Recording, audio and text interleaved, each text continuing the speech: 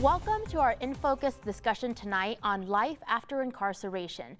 The path to reintegration into society can come with challenges and barriers, making it difficult for many to get back on their feet. At times, these difficulties can increase the chances for recidivism. Now, we'll start with a personal angle of this discussion. Joining us live in studio now is Shawn Clay, pastor for New Beginnings Ministry. Shawn, it's great to have you on the show. Thank you for being here tonight. Thank you, Rosie, for having me this evening. Now, Shawn, you've come a long way, and it wasn't an easy journey. Could you share with us what you've been through and your experience with incarceration? What factors led up to that point? What led up to my incarceration was definitely addiction and suffering childhood trauma. I grew up in a single-parent home. It was a good home, but I did not have that strong male role model. So I went to find that in the streets, and so I led a life in the streets of homelessness, addiction, all these things, and I ended up in prison for all these things that come with addiction. And my prison experience was, it was a very scary experience. But I learned a lot in prison. I took some really good classes that I thought and hoped was gonna prepare me for getting back out on the streets. Can you provide us some perspective? I mean, were you in prison once, and how long was that sentence? I got sentenced to a 0 to 5. And I went in, I did a year and a half the first time. I got out, and I still was battling with my addiction. And so I went back, I believe, 3 times for positive UAs. So that was my experience with that. So I was in and out because of my addiction and getting dirty UAs. And so I finally got off parole. My last time going back, I terminated. And so that just means that my prison term was done. I was released back out on the streets. Now, some people don't know the hardships and difficulties don't end once the sentence has been served. When it comes to reintegrating into society, what were some challenges and barriers that you continued to face once you were out? The biggest thing that I faced, because when I came out, I didn't have any family out here. I didn't have anyone out here. So I ended up in a halfway house in West Valley. And the things that I learned in prison through the classes did not prepare me for getting back on the streets. It was a very frustrating time because you want to do good, you want to change your life, you want to move forward, but now you have a record, now you have a felony, and it is very hard for felons to find employment. That was one of the hardest things. And then also leaving the halfway house, finding a place to live. And to this day, it is still very, we serve our time and we pay our debt to society, but we end up paying that debt for the rest of our lives. And I'm still, even though I've been done with prison for many years, I still have the consequences of coming back into society with this scarlet letter on my record. And so it's been very hard to find housing, very hard to find employment also. Now, you and your wife give back to the community now through New Beginnings Ministry. Yes. Amanda mentors women in the Utah State Prison in Draper, and both of you visit downtown once a week. Now, tell me why you guys do this.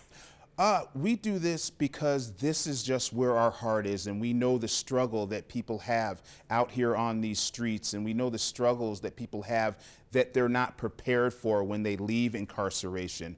And that's the biggest thing, is preparing people for life on the streets, because prison doesn't do that for you. And you're going with such momentum and you're ready to hit the ground running, but you hit walls almost everywhere you turn.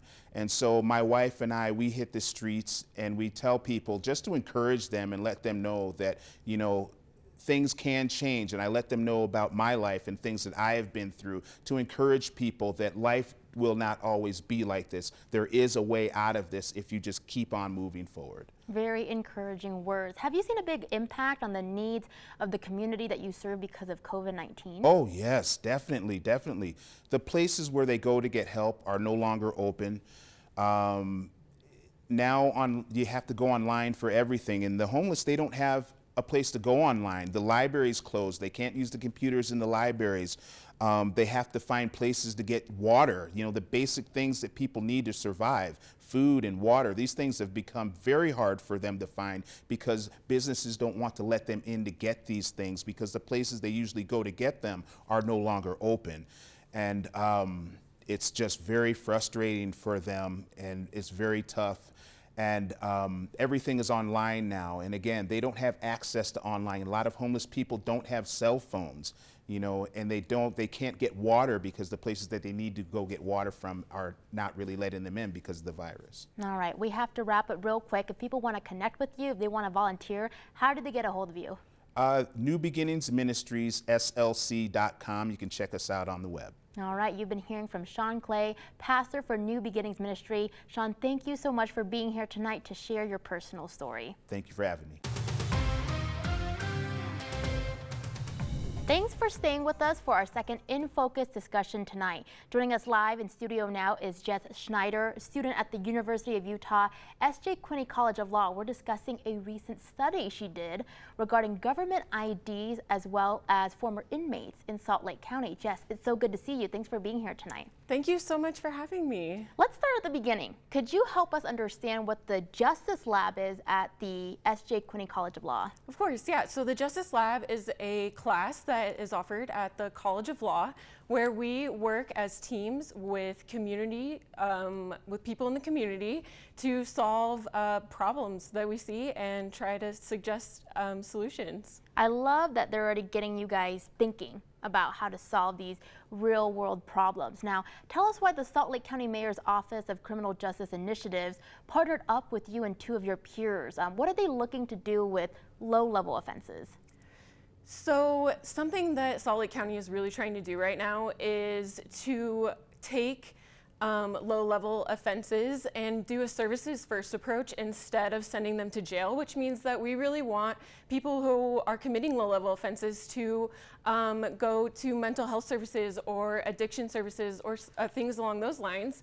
They reached out to us because not having an ID has become a huge barrier to people being able to access those services. Now, how does the possession of government IDs play a role in all of this? Now, specifically, how can it impact a former inmate trying to reintegrate into society if they didn't have an ID? Yeah, so if you think about it, you just really need an ID for the most basic of necessities like housing, to get a job, to get health care.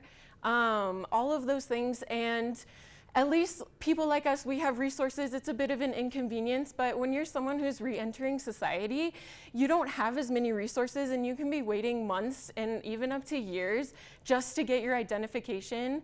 And then at that point, you're finally able to access things like getting into housing or a job or social services. It's just something that, you know, we always use every day, kind of like mindlessly, that we don't realize the importance of our ID. Now, how did you conduct the study? Like, who did you talk to and what key points did you look at? So my team received this project back in August, and we've spent over 600 hours studying this. And the one thing that we really wanted to know is why? Why is an ID such a problem for accessing services? And what we ended up doing was reaching out to service providers in the community, policymakers in the community, and also nationally. And we just really dove into like, what is the problem? And we found out that the process of getting an ID is just so incredibly difficult. Now, what were the results of your findings and what solutions did you or your peers recommend to the county? So really what we learned is that we need more people educated about this issue. We need more time spent on this issue. We need more people working on this issue. And we just need more resources. And so we actually had a great, huge victory earlier this week. Some of the leaders in our community, they went ahead and voted, and we've created a working group. And so moving forward, we're gonna create this group and try to implement some solutions for this problem. I was just gonna ask you, like, what's next in this? So are you gonna continue working on this? And I wanna know a little bit more about you. I know that there's so many different elements of law. Do you know what you wanna do yet? And is this part of what you'd like to do in the future with your career? You know, that is such a great question. And I actually just feel so incredibly lucky that Justice Lab kind of fell into my lap, and I have this incredible team, and we're so passionate about this issue. It just touches so many people, the homeless community and mental illness, and people re-entering after they've been incarcerated. And so I guess we're all kind of just jumped on the train, and we want to keep exploring this issue, and we're moving into next semester to continue working on it and see how it goes from there.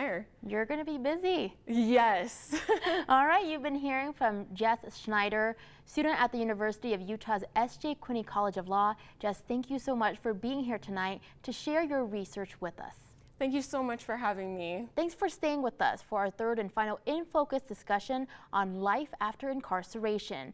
Joining us live via Zoom now are David and Linda Donaldson, co-founders of Fresh Start Ventures. David and Linda, thank you so much for joining us tonight. It's great to see you. Thank you for having us, Rosie. Now tell me about the birth of Fresh Start Ventures. What prompted both of you to create this nonprofit organization, or what's the personal story behind it? Everyone always asks that. 18 years ago, Linda and I were arrested together. It took us several years to clear our names and have that out of our life. But in the meantime, we lost everything. We lost our homes, we lost our business, we lost, most importantly, we lost our community. People that we used to sit next to and we loved and thought loved us. All of a sudden they just disappeared. So the most amazing thing that happened in that experience is we got to see people that we didn't used to see, people on the margins, like we had become kind of, were all of a sudden on our radar. So you guys understand this issue firsthand. Now, some people don't understand that the challenges and barriers, they don't go away once an inmate is released. Could you talk about some of the issues or setbacks that these individuals still face when they try to reintegrate back into society? Sure. I mean, many of them were already addressed by Shawn, and that's exactly right. I mean, the stigma travels with you for a very long time. It's very difficult to get housing. That is probably the biggest issue that we deal with here in the state of Utah. And jobs. And jobs. Your organization starts with individuals while they're incarcerated, correct? So how important is this to set them up for a higher rate of success once they're released? Oh, it's very important. So we're very blessed to be able to start in the prison. We have a good mentorship program and an education program within the prison system. It's a life skills program. It was actually created by inmates in the prison in Gunnison in 2015 and 16. It confers competencies in some important areas, financial, social, emotional, spiritual, physical. And it's a lot of introspection and a lot of writing. And when the inmates are doing that writing, they're meeting with a mentor from our organization every week. So when they are ready to be released, they have a clean connection out in the community that they can reach out to. Now, who is transition ideal for, and when should they get involved in your program? Transition is ideal for a person who is ready, willing, but maybe not able. They need someone to advocate for them and be a mentor to them. We're looking for people who are willing to set the old person down and take up a new mantle for themselves. Tell us about your tiny homes program. I understand from what you said earlier that housing is the #1 concern or issue that our former inmate community faces. So tell me more about that program. So this program is something that we came up together. We thought about putting tiny homes on properties, but we found out in the state of Utah that tiny homes on wheels are not allowed anywhere, just a few places. So we came up with a mentor family tiny home program. So mentor families decide to host a tiny home that we build for them. with volunteers and donations. And our participant lives in it for 5 years. And at the end of the 3 to 5 years, 80% of their rents goes towards a home that they purchase on their own. So it's a pathway to home ownership. And it's really a thank you after the end of those 3 to 5 years to the mentor family for hosting our participant. The way you and I build wealth in our life is usually through our home. And so we want to help the people that have committed to change their lives get into the middle class. Now, in your opinion, what can we do on a community level to eliminate some of the barriers and challenges for these individuals to rehabilitate their lives? First of all, we need affordable housing, and we need to allow people a second chance. We need more funding for case management, both in the public and private sector. We need more trauma response training and services. And what I mean by that is many of the people that are incarcerated are victims of trauma and abuse themselves. And finally, we need to understand that what we're doing is affecting generations. And we're actually saving the taxpayer money by investing in our own community and the people that need help. You think about it, there's 7.1 million children without a father in the home. Now we have about 1 minute left in the segment. I do want to make sure I get this in. Do you guys need more volunteers with your organization, and how can people get a hold of you if they want to connect and they want to help out? Thank you for that question. Yes, we can always use volunteers. We have volunteer home builds most Saturdays during the building season. Absent COVID, we're always looking for good volunteers to go into the prison and jails with us. And people can reach out to us through our website, freshstartventures.org. All right, you've been hearing from David and Linda Donaldson, co-founders of Fresh Start Ventures. David and Linda, you guys are doing incredible things. You've turned your lives around and you're helping those that are in the shoes that you once were. Thank you so much for joining us tonight and sharing your incredible stories. Thank you, Rosie.